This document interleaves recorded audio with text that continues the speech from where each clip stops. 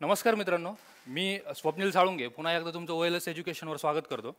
बघा, हे जे काही आपण लेक्चर सिरीज चालू करत आहोत, ज्या काही तुमच्या प्रिव्हियस इयरमध्ये ज्या काही क्वेश्चन पेपर झालेले आहेत, कशाचे आरोग्य सेवकचे असतील किंवा आरोग्य विभागाचे असतील.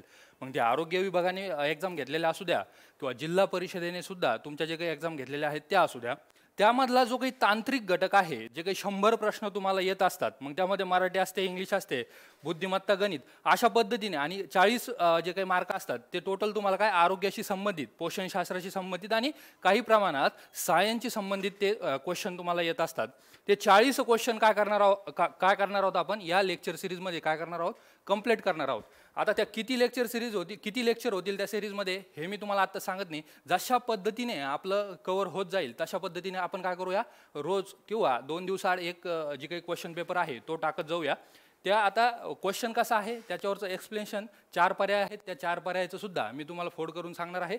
कशा पद्धतीने ॲनालिसिस करून बऱ्यापैकी आपलं जे काही अभ्यास असतो त्याला पूर्णता आणण्याचं काम आपल्याला करायचं आहे. आणि त्याच दृष्टीने आपण काय करत आहोत, ही जी काही क्वेश्चन सिरीज आहे ती क्वेश्चन सिरीज सुरू करत आहोत. बघा, सगळ्यात पहिल्यांदा काय करू आपण, 2014ची जी काही एक्झाम झाली होती तुमची, पहा, आरोग्य सेवक जी काही एक्झाम झाली होती त्या हिंगोली जिल्हा जो आहे तिथं ही घेण्यात आली होती.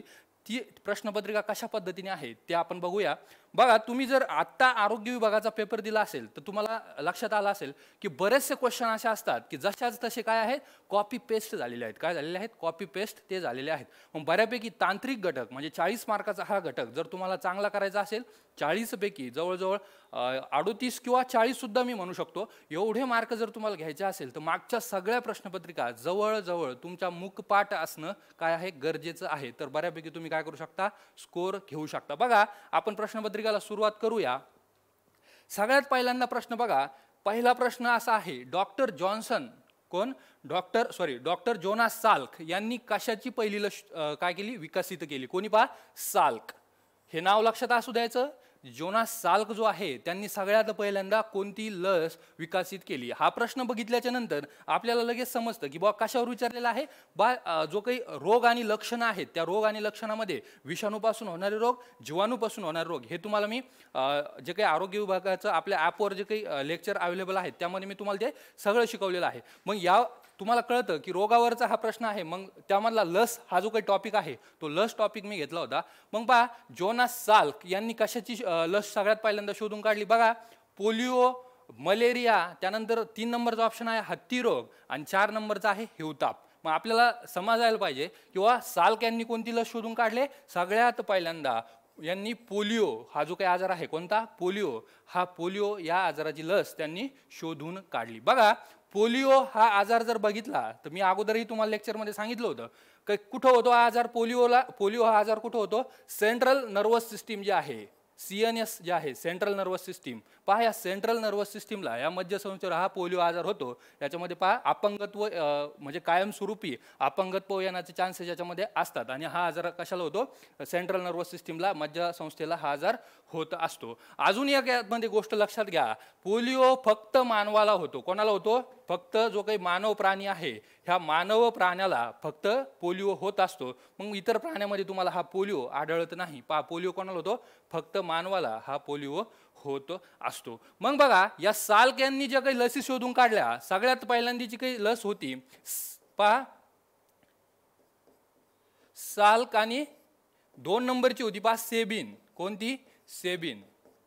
ही सेबिन, ह्या 2 लसी शोधून काढल्या. मग ही जी काही साल्क लस होती ती साल्क लस डायरेक्ट इंजेक्शनद्वारे काय केली जायची, आपल्या हातामध्ये किंवा जे कातडीच्या आतमध्ये जी काही त्वचा आहे त्या त्वचेच्या आत ही साल्क लस दिली जायची. आणि जी काही सेबिन आहे ती सेबिन लस काय केली जायची, सेबिन लस ती ड्रॉपद्वारे किंवा डोसद्वारे ती काय केली जायची, तोंडावाटे ती सेबिन लस दिली जायची. बघा, आतापर्यंत म्हणजे 2015 पर्यंत कोणती लस मोठ्या प्रमाणात, सेबिन म्हणजे तोंडाद्वारे जो काही बूंद जिंदगी के ही जी काही ॲडव्हर्टाईज यायची बघा, अमिताभ बच्चनची जी काही ॲडव्हर्टाईज यायची ती सेबिन लस दिली जायची. परंतु 2015ला JP नड्डा जे आहेत आरोग्यमंत्री आपले, त्यांनी काय केलं, त्यांनी निर्णय घेतला 2015 पासून, पहा, ही जी काही साल्क लस होती पहिल्यांदा जी काही इंजेक्शनने दिली जायची ती फक्त तुमच्या रचनात्मक इम्युनिटी म्हणजे रचनात्मक जी काही प्रतिकार शक्ती आहे ती तुम्हाला पुरवायची. परंतु जी काही सेबिन लस आहे ती रचनात्मक पूर्ण रक्तामध्ये ती शोषली जायची. त्यानंतर पूर्ण कातड्यामध्ये म्हणजे जे काही आपले लहान आतडे आहेत त्या त्या आतड्यामध्ये सुद्धा शोषली जायची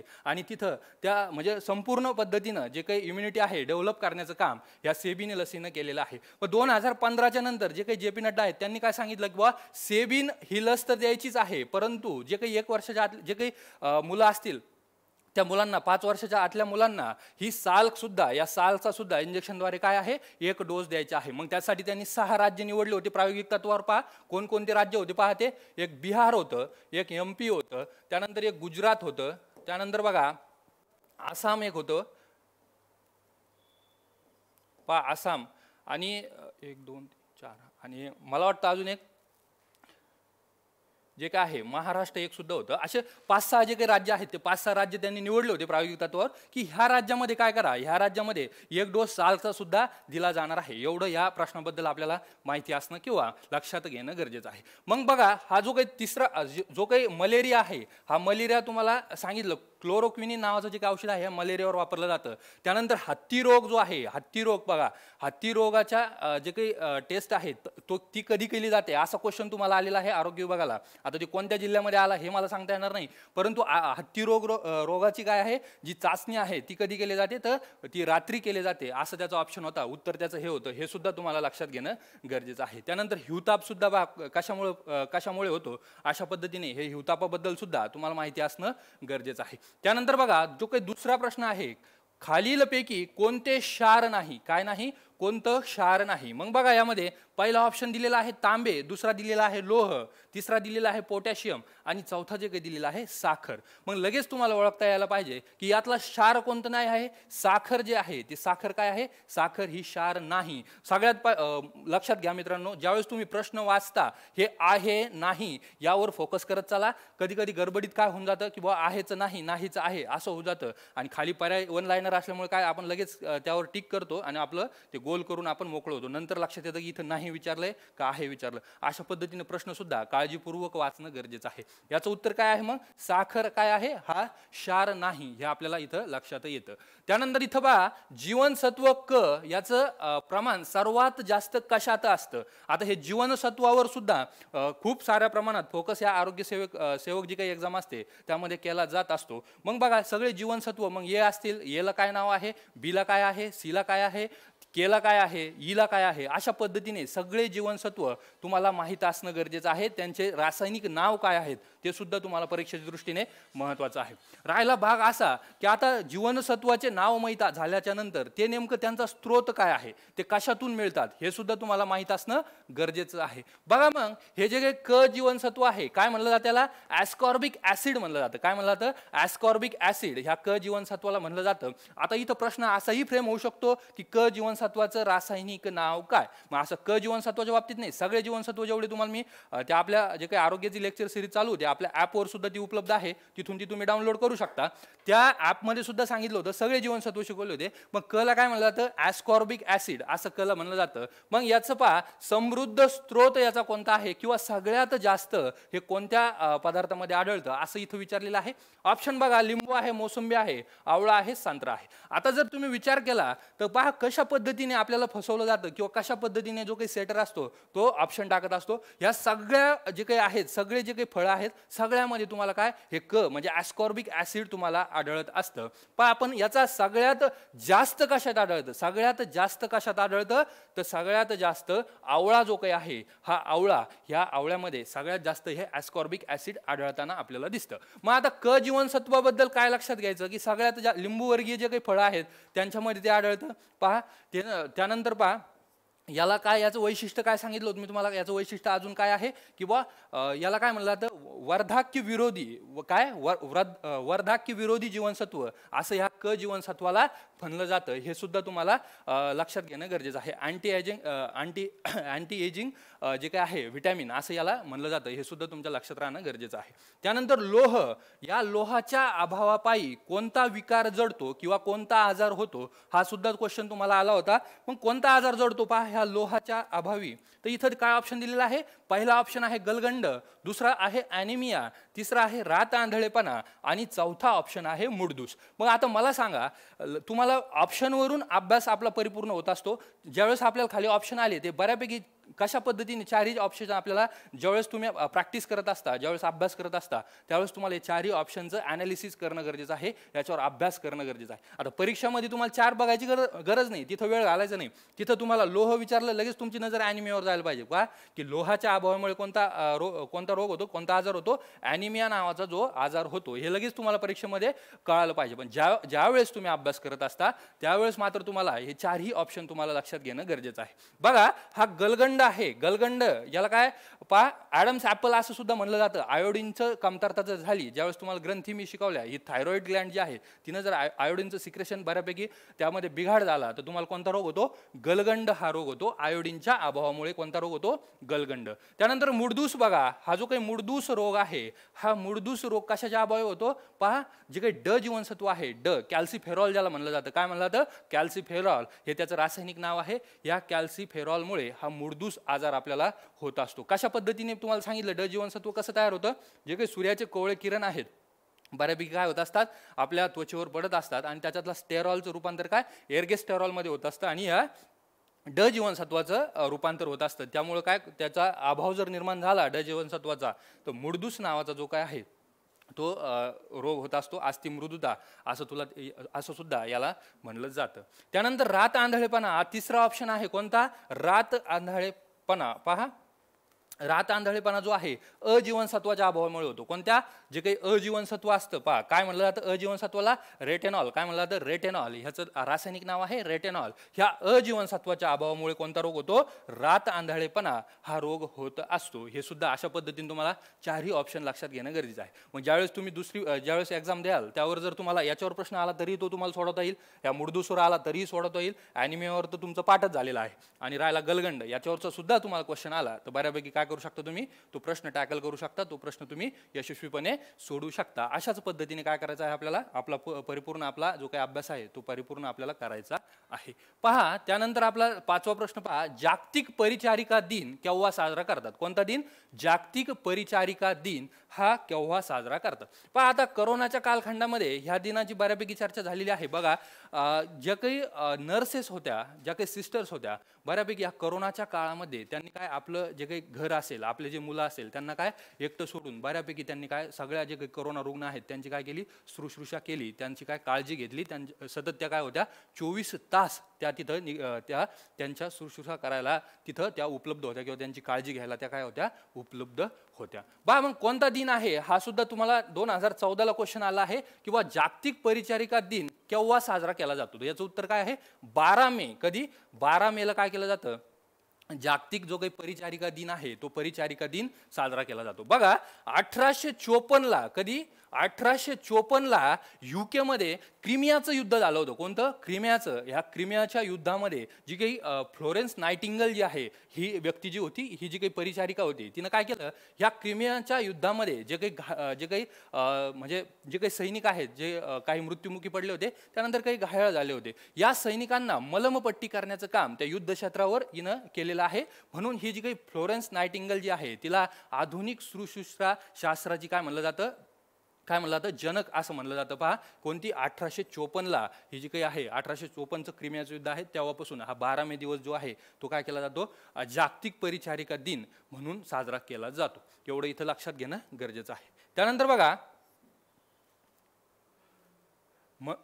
मनुष्याच्या शरीरामध्ये BCG जी काही लस आहे ती BCG लस कधी दिली जाते. ज्यावेळेस बाळ जन्मत असतं त्यावेळेस त्याला क्षयरोग होऊ नये म्हणून काय केलं जातं, BCG लस दिली जाते. लवकरात जन्माच्या नंतर लवकरात लवकर कोणती लस दिली जाते, BCG ही लस दिली जाते. हा सुद्धा क्वेश्चन आता आरोग्य विभागाला विचारला होता की BCG लस कधी दिली जाते, कालखंड एका वर्षाच्या जेव्हा जन्माला येईल तेव्हा लवकरात लवकर ही BCG लस काय केली जाते, दिली जाते. आता इथं विचारलं काय आहे, कुठं दिली जाते, कुठं दिली जाते. बघा, त्वचेमध्ये दिली जाते, दुसरा ऑप्शन आहे स्नायूमध्ये दिली जाते, त्यानंतर तिसरा ऑप्शन आहे दिली जाते, आणि ड ऑप्शन आहे त्वचेखाली दिली जाते. आता बघा, बघितल्या 2 ऑप्शन आपण यात कट करू शकतो. कोणता, स्नायूमध्ये हा कट करू शकतो, त्यानंतर शिरेमध्ये हा सुद्धा आपण काय करू शकतो, कट करू शकतो. आता कन्फ्युजन कुठं होतं, 50% आपण सॉल्व्ह केलेला आहे क्वेश्चन, राहिला फक्त 50%. 50% मध्ये त्वचेमध्ये आणि त्वचेखाली ह्या दोघांमध्ये आपण काय होऊ शकतो, कन्फ्यूज होऊ शकतो. मग याचं उत्तर काय आहे, त्वचे त्वचेमध्ये दिली जाते. कुठं दिली जाते? त्वचेमध्ये BCG लस दिली जाते. अशा पद्धतीने काही गोष्टी असतात मित्रांनो, अतिशय कन्फ्यूज करणाऱ्या गोष्टी आहेत ह्या. जे काही अशा पद्धतीचे जे क्वेश्चन असतात ते तुमच्या प्रॅक्टिसनंच तुमचे काय डेव्हलप होत असतात किंवा ते तुम्हाला समजून घ्यावे लागतात. त्यानंतर डेंग्यू आहे पहा. डेंग्यू हा आजार आहे. ह्या डेंग्यू आजार कोणत्या डासापासून पसरतो असं इथं सांगितलेलं आहे. तर एडिस इजिप्ती नावाचा जो काही डासाची मादी आहे, कोणती? Aedes aegypti. या एडिस डासापासून हा डेंग्यू आजार पसरलेला आपल्याला बघायला मिळतो. लगेच हा क्वेश्चन आपल्याला लगेच इथं टॅकल करता येतो किंवा लगेच आपल्याला तो सोडवता येतो. यामध्ये जास्त डोकं लावायची तुम्हाला गरज नाही. त्यानंतर बघा, क्षयरोगाचे जे काही जंतू आहेत, कोणते जंतू? क्षयरोगाचे जे काही जंतू आहेत ते कोणत्या शास्त्रज्ञाने शोधून काढले? आता रोगजंतू आजार आणि रोगजंतू हे ज्यावेळेस आपण बघितलं त्यावेळेस तुम्हाला हे शास्त्रज्ञ सुद्धा काही प्रमाणात मी सांगितले होते, किंवा लस कोणी शोधून काढली, त्यानंतर रोगजंतू कोणी शोधून काढले, हे सुद्धा आपण एक सेपरेट टॉपिक सब टॉपिक त्या रोग आणि लक्षणं यामध्ये आपण त्या लेक्चर सिरीजमध्ये तुम्हाला शिकवलं होतं. पहा, ती लेक्चर सिरीज तुम्हाला आपल्या ॲपवर उपलब्ध आहे. त्यानंतर बघा, क्षयरोगाचे जंतू जे आहेत ते कोणत्या शास्त्रज्ञांनी शोधून काढले असा क्वेश्चन आहे. काय आहे बघा, अलेक्झांडर फ्लेमिंग ऑप्शन आहे, त्यानंतर रॉबर्ट कॉक आहे, त्यानंतर रॉबर्ट ऑर्न आहे आणि रॉबर्ट लुईस आहे. आता बघा, याच्यात रॉबर्ट तीन याच्यामध्ये सुद्धा रॉबर्ट दिसतं. बऱ्याचदा काय होतं, आपण काय अतिउत्साह आपल्याला नडतो आणि आपण काय करतो, रॉबर्ट दिसतंय का लगेच आपण काय करतो, त्याच्यावर क्लिक करतो किंवा बरोबर करून मोकळं होतो. मग हे रॉबर्ट ऑर्नला पण होऊ शकतं आपल्याकडून, रॉबर्ट लुईसला पण होऊ शकतं. पण काळजीपूर्वक 2 मिनिटं एक्स्ट्रा गेले तरी हरकत नाही. पण सोपा प्रश्न मित्रांनो, चुकू नका. रिझल्ट तुम्हाला तिथंच तुमचा रिझल्ट पक्का होतो. कारण पहा, जे अवघड आहे ते सगळ्यांनाच अवघड जाणार आहे, पण जे सोपं आहे ते तुमचं चुकलं नाही पाहिजे. पहा, मग काय आहे, हा क्षयरोगाचा जंतू कोणी शोधून काढला? रॉबर्ट कॉक नावाचा जो काही शास्त्रज्ञ आहे, ह्या रॉबर्ट कॉकने हा क्षयरोगाचा जो काही जंतू आहे तो शोधून काढला. पहा, याच्यावर औषध कोणतं आहे? स्ट्रेप्टोमायसिन नावाचं औषध आहे. कोणतं आहे? पहा, स्ट्रेप्टोमायसिन.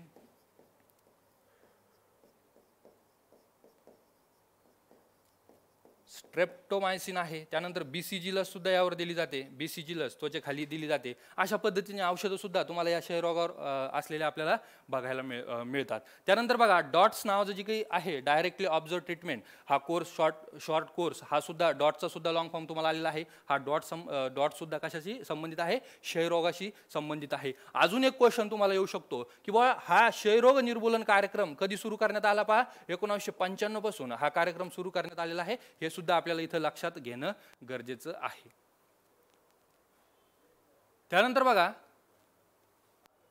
भारतात पल्स पोलिओ कार्यक्रम कधी सुरू करण्यात आला? पहा, पल्स पोलिओ कार्यक्रम पहा, हा सुद्धा 1995 ला हा पल्स पोलिओ कार्यक्रम सुरू करण्यात आलेला आहे. अजून एक लक्षात आलं मित्रांनो, पहा, हा 95 ला RNCT, पहा, हा नॅशनल जो काही TB कंट्रोल प्रोग्राम आहे, नॅशनल TB कंट्रोल प्रोग्राम, हा सुद्धा 95 ला सुरू करण्यात आला होता. हे सुद्धा इथं तुम्हाला लक्षात घेणं गरजेचं आहे.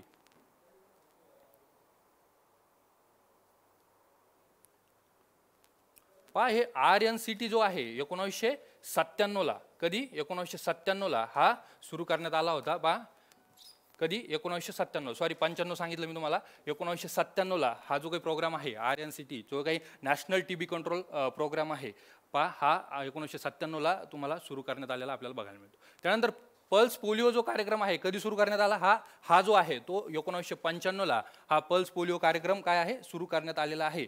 हे सुद्धा आपल्याला इथं लक्षात घेणं गरजेचं आहे. आणि 2014 ला जे काही 2014 ला भारत देश काय पोलिओ मुक्त झाला असं WHO ने काय केलेलं आहे? जाहीर केलेलं होतं. कधी? असं सर्टिफिकेट सुद्धा त्यांनी अधिकृतरित्या आपल्याला प्रदान केलं होतं. कधी? 2014 ला आपण पोलिओ मुक्त झालो असं त्यांनी सांगितलं होतं. पहा, पुन्हा 2015 पासून काय करण्यात आलं? ही जी काही लस आहे ती पुन्हा त्यांनी काय केली? सुरू केलेली आहे. कोणती? साल्क आणि सेबिन. आतापर्यंत सेबिन देत होते, पुन्हा साल्कचा एक डोस त्यांनी 2015 पासून JP नड्डा यांनी काय जाहीर केला आहे किंवा त्यांनी तसं गाईडलाईन त्याच्या आखून दिलेल्या आहेत. त्यानंतर पहा, राष्ट्रीय ग्रामीण आरोग्य अभियान जे आहे भारतात कोणत्या वर्षी सुरू झालं? पहा, 2005 ला हे आरोग्य अभियान कधी सुरू झालं? 2005 ला सुरू झालेलं आपल्याला बघायला मिळतं. मग याच्यात हे जे काही दिसतं तुम्हाला, 2000 ला काय सुरू झालेलं आहे, 2007 ला काय सुरू झालेलं आहे, 2002 ला काय सुरू झालेलं आहे, अशा पद्धतीने तुम्ही काय करा? ॲनालिसिस करत चाला. पहा, आता आरोग्य विभागाची परीक्षा झाली ती. पहा, जे काही गाडगे बाबा ग्राम स्वच्छता अभियान ते कधी सुरू झालं असा क्वेश्चन विचारलेला होता आणि एकदम जवळचे ऑप्शन होते 2001, 2002, 2003, 2004. याचं उत्तर काय होतं? मग ते 2002 असं उत्तर होतं. अशा पद्धतीने तुम्ही काय करू शकता. अशा पद्धतीने ते युसिशन वाईज तुम्ही त्या जे काही कार्यक्रम आहेत किंवा योजना आहेत त्या सुद्धा तुम्हाला या आरोग्य विभागाच्या दृष्टीने लक्षात घेणं गरजेचं आहे. मग बघा, राष्ट्रीय ग्रामीण आरोग्य अभियान कधी सुरू झालं? 2005ला ते सुरू झालेलं आपल्याला बघायला मिळतं.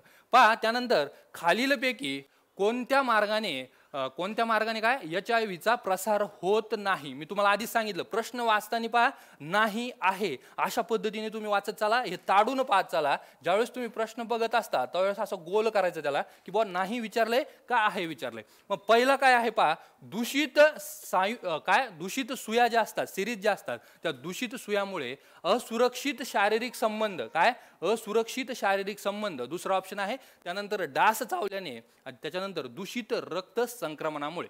आता मला सांगा, इथं विचारलं काय आहे, कोणत्या मार्गाने HIV प्रसार होत नाही?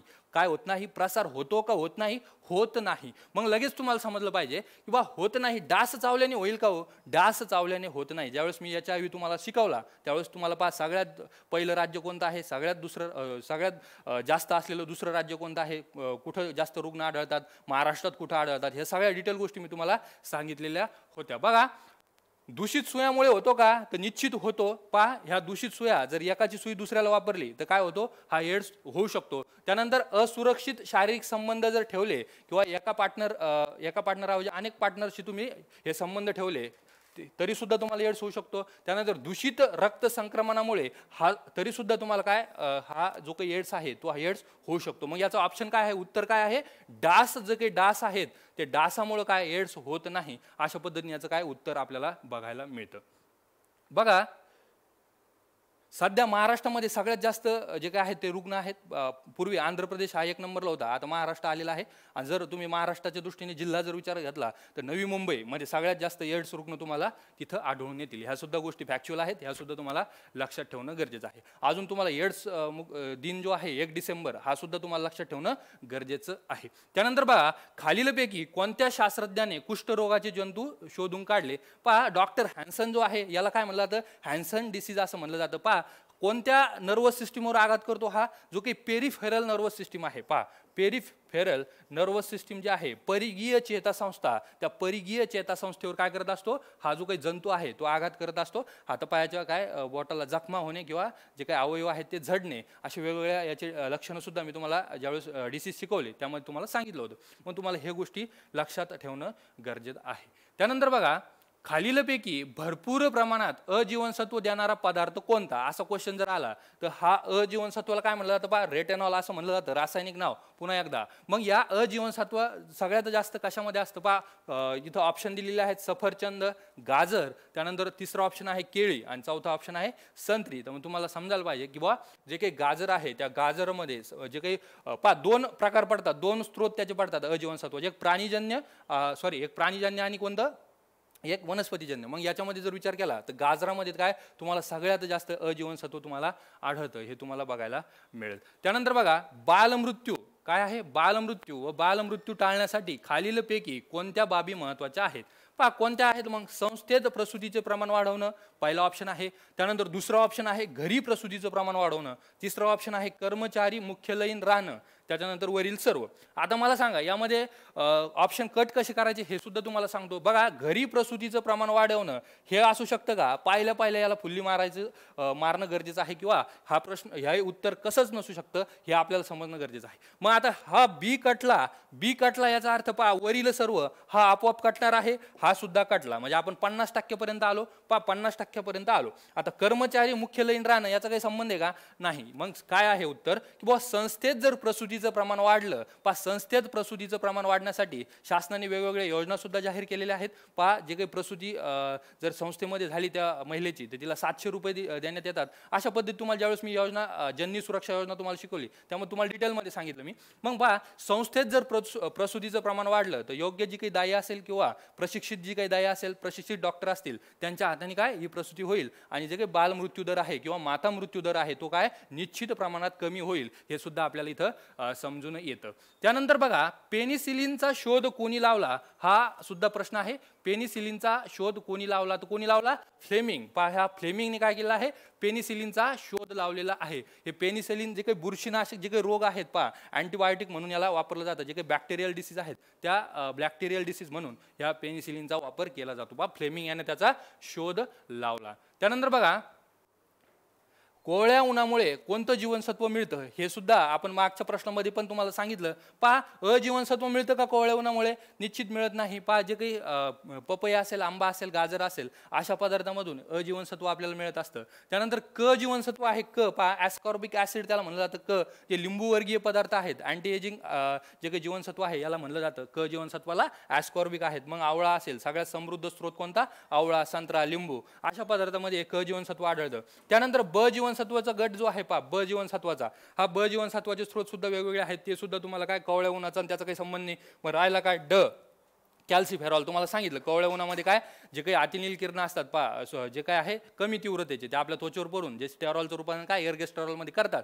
आणि त्याचं रूपांतर कशात होतं? ड जीवनसत्वामुळे होतं. मग याच्या अभावी कोणता मृदूस रोग होतो? अस्थिमृदुता त्याला बऱ्यापैकी म्हणलं जातं. पण अशा पद्धतीने हे तुम्हाला हे ड जीवनसत्व समजून घेणं गरजेचं आहे. मग याचं उत्तर काय आहे? याचं उत्तर आहे ड जीवनसत्व. याचं उत्तर आहे की बाबा कवळ्या उन्हामुळे कोणतं? ड जीवनसत्व आपल्याला मिळत असतं. त्यानंतर अजून एक प्रश्न आहे कोणता? पहा मज्जासंस्था. पहा मज्जासंस्था व त्याच्या विकाराच्या अभ्यासाला काय म्हणलं जातं? जी काही मज्जासंस्था आहे त्याला काय म्हणलं जातं? पहा पहिला ऑप्शन आहे न्यूरोलॉजी, दुसरा आहे बायोलॉजी, तिसरा आहे हेमॅटॉलॉजी, तिसरा आहे युरॉलॉजी. आता तुम्हाला लगेच समजायला पाहिजे मज्जासंस्थेला काय नर्वस सिस्टीम असं म्हणलं जातं. म्हणजे याला काय न्यूरोलॉजी म्हणलं जातं. काय म्हणलं जातं? न्यूरोलॉजी असं त्याला म्हणलं जातं. ज्या काही चेतापेशी असतात त्यांचा अभ्यास जो करायचा असतो, त्या संस्थेचा अभ्यास ज्याला करायचा असतो त्याला काय म्हणलं जातं? न्यूरोलॉजी असं त्याला म्हणलं जातं. किंवा जे डॉक्टर असतात त्यांना काय न्यूरोसर्जन असं सुद्धा त्यांना म्हणलं जातं. मग हे बायोलॉजीचा पहा जीवशास्त्र याचा अर्थ होतो हे सुद्धा आपल्याला माहीत असणं गरजेचं आहे. हिमेटॉलॉजी पहा हे रक्ताचा अभ्यास याचा काही संबंध नाही याच्याशी. त्यानंतर युरोलॉजीचाही काही संबंध नाही. मग ऑप्शन उत्तर काय आहे त्याचं? न्यूरोलॉजी हे त्याचं उत्तर आहे. शेवटचा प्रश्न बघा कॅलरी हे कशाचे काय परिमाण आहे हा सुद्धा क्वेश्चन आलेला आहे. कशाचा आहे? कॅलरी. ह्या पदार्थापासून इतक्या कॅलरी मिळतात, त्या पदार्थापासून इतक्या मिळतात. प्रथिनं खाल्ले तर 4 कॅलरी मिळतात, कर्बोदके खाल्ले तर 4. त्यानंतर स्निग्ध पदार्थ 1 ग्रॅम स्निग्ध पदार्थापासून किती कॅलरी? 9 कॅलरी इतकी ऊर्जा मिळते. आपण असं म्हणत असतो. मग कशाचं एकक आहे होय? डायरेक्ट आपण वाचतो त्यावेळेसच आपल्याला कळतं की हे ऊर्जेचं एकक आहे. कशाचं आहे? ऊर्जेचं हे एकक आहे. तापमानाचं आहे का? नाही. उष्णतेचं प्रमाण मोजण्याचं आहे का? नाही. केल्विन बिल्विन ते एकक आहेत. ते पुढे मी सांगाल जसा संदर्भ येईल तसं. विशिष्ट उष्णता मोजण्याचं आहे का? नाही. काय आहे? काय आहे? ऊर्जा मोजण्याचं. हा पदार्थ खाल्ल्याच्या नंतर 1 ग्रॅम कर्बोदक जर आपण खाल्ले तर 4 कॅलरी मिळतात आपल्याला. म्हणजे काय मिळतं? 4 कॅलरी इतकी ऊर्जा आपल्याला मिळत असते असं आपल्याला लगेच लक्षात येतं. त्यामुळे याचं ऑप्शन काय आहे? याचं उत्तर काय आहे? ऊर्जा हे त्याचं उत्तर आहे. बघा 10 क्वेश्चन जे काही 10-12 आपले क्वेश्चन आहेत ते 10-12 क्वेश्चन आपण काय ह्या लेक्चरमध्ये काय कंप्लीट केलेले आहेत. बघा आता जे काही पुढचं लेक्चर आहे त्या पुढच्या लेक्चरमध्ये ह्या जे काही हिंगोलीची जी काही प्रश्नपत्रिका आहे आरोग्य सेवकची तिच्यातले राहिलेले जे काही पार्ट आहे तो काय करू आपण पुढच्या लेक्चरमध्ये कव्हर करूया. बरोबर चाललंय का आपलं ते कमेंटमध्ये सांगा की बाबा सर अजून एक्सप्लेनेशन पाहिजे की शॉर्टकट सांगा. अशा पद्धती तुमच्या कमेंटचा जरूर विचार केला जाईल. बघा पुन्हा भेटूया पुढच्या लेक्चरमध्ये. तोपर्यंत धन्यवाद.